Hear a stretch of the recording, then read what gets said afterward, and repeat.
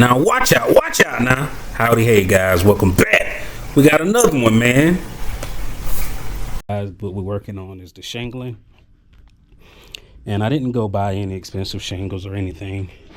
I went to my local Home Depot and just pick up some of the cheapest things they had, you know.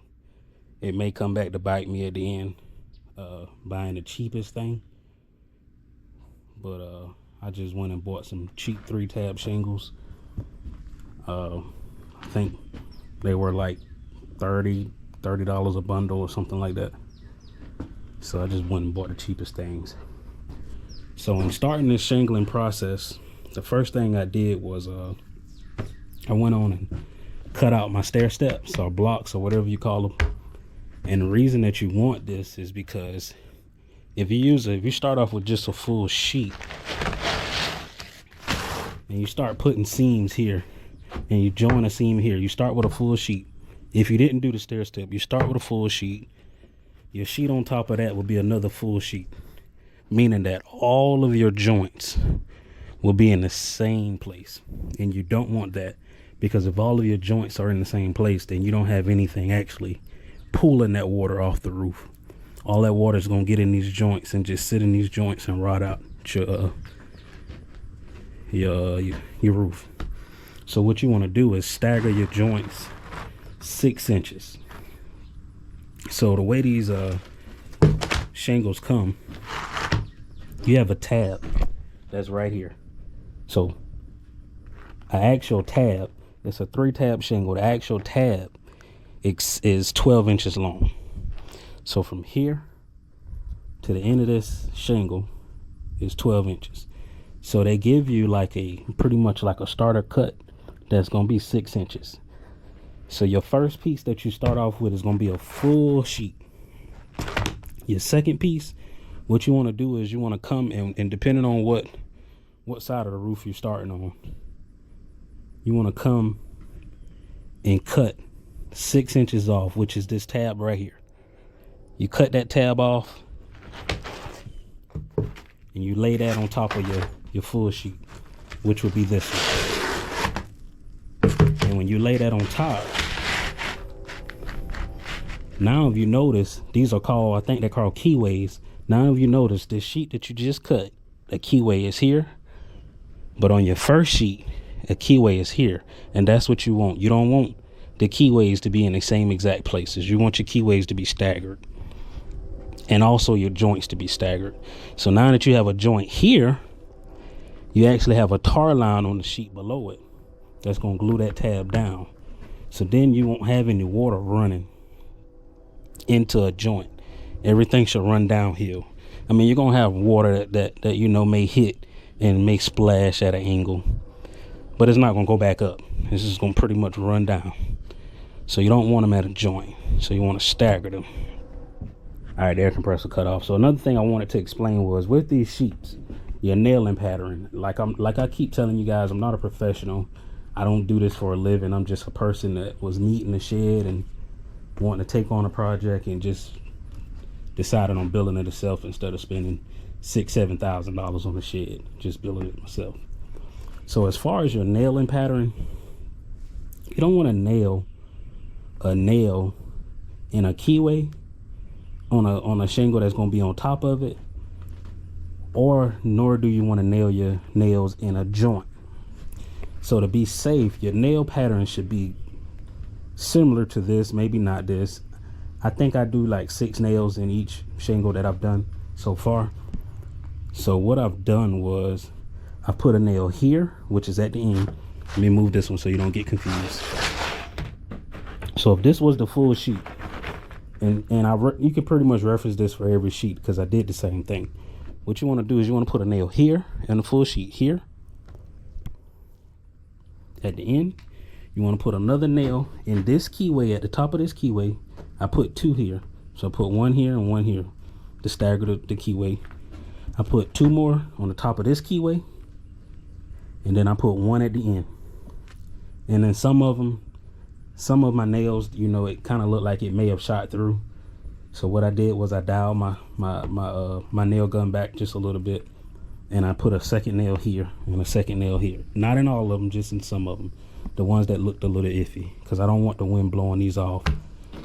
And with your nail pattern, you want to do the same thing with every other sheet. So with this second sheet that you got 6 inches shorter than the first one, I put a nail here at the end. I put another 2 nails between this keyway. I put 2 nails between this keyway, and I put a nail here. What you want to avoid is putting a nail anywhere in this vicinity. And the reason being is because you're going to have a joint there 6 inches shorter than this. And method that I came up with, once you get a few sheets down, what you want to do is you want to look at the sheet below it.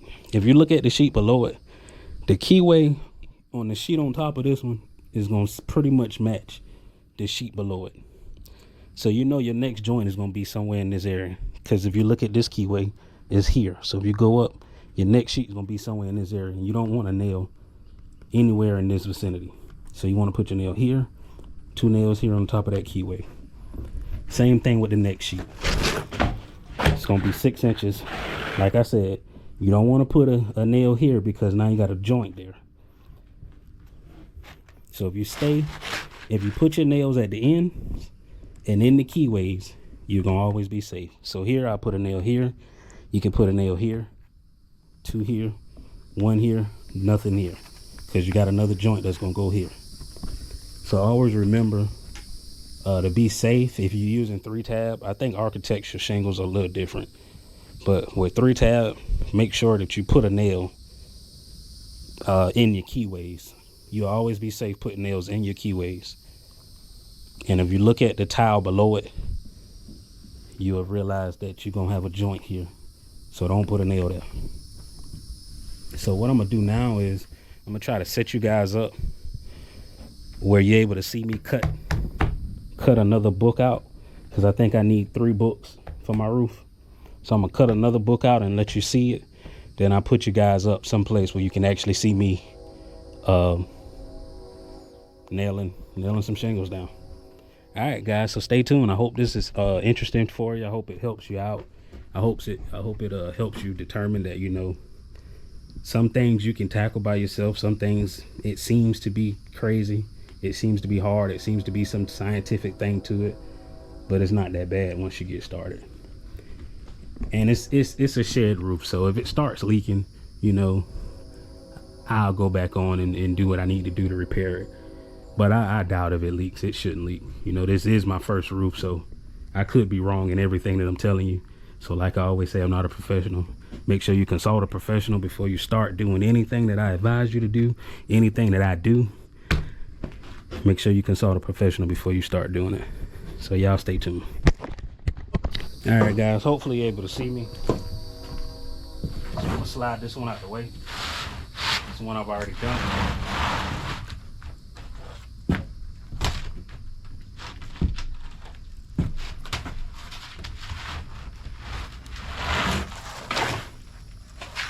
And remember, depending on what side of the roof you're starting on, it's gonna be a little different. So first thing, you're gonna have a full sheet for starters. So we can go ahead and slide this one in. On my next sheet, I want to cut out 6 inches. So it's easier if you turn it on the back side, which your back side is gonna be your smooth side. If you turn it on the back side, and because the way I'm shingling my roof, I need to cut it off this side.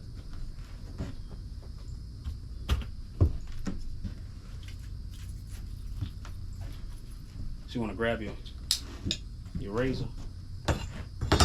It already has the tab here, so I just use my speed square as a guide.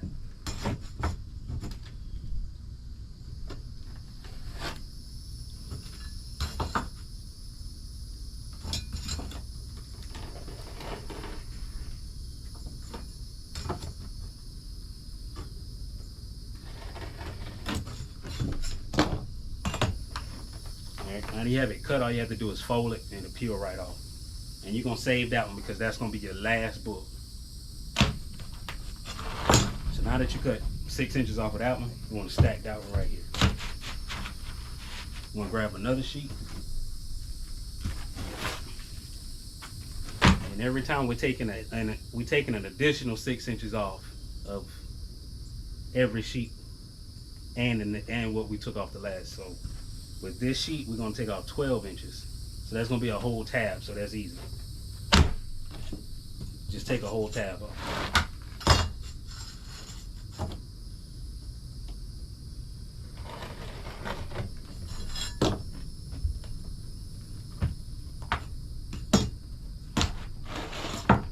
Now that you have that, stack it there.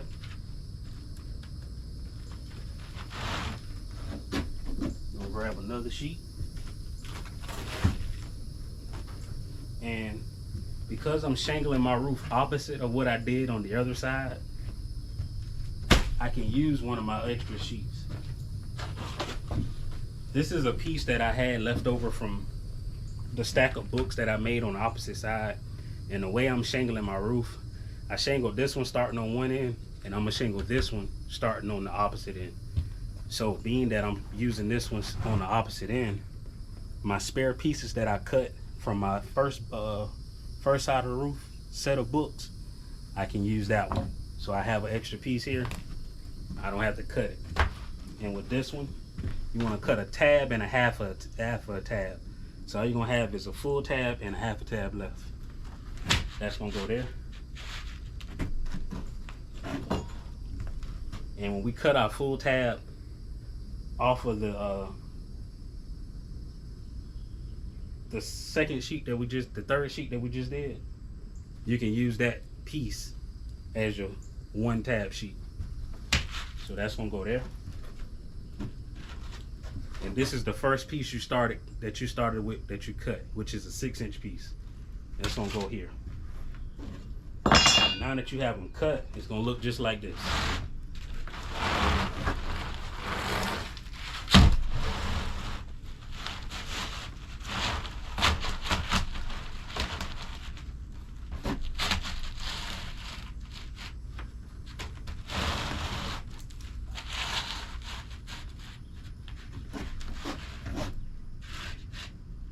It's gonna look just like this, if you can see.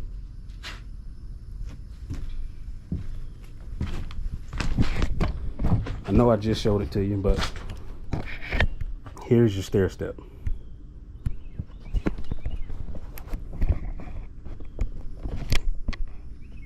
There's your stair step. So that leaves me 2 stair steps. I need to make one more set of stair steps for this side of the roof, and I'll be set to go. So I'm gonna go ahead and make this last set of stair steps. I'm not gonna show you guys because it's basically the same thing we just did. Just remember, you're gonna start with a full sheet. Your next sheet is gonna be 6 inches shorter than your full sheet. Your sheet after that is gonna be another 6 inches shorter than the sheet before it. Your next sheet is gonna be another 6 inches shorter than the sheet before. Next 6 inches shorter than the sheet before. Next 6 inches shorter than the sheet before. So you're gonna have one step. Get my camera straight. You're gonna have 1 step, 2 step, 3 step, 4 step, 5 step, and 6 steps. So you're able to do 6 rows with this 1 step, and that's from one end to the opposite end. And then you start back. Your next sheet after that last 6-inch sheet, your next sheet is gonna be another full sheet. So I'm gonna go ahead and set you guys up, and I'll show you about it, how I'm gonna lay out the roof, mark it off, and put my starter.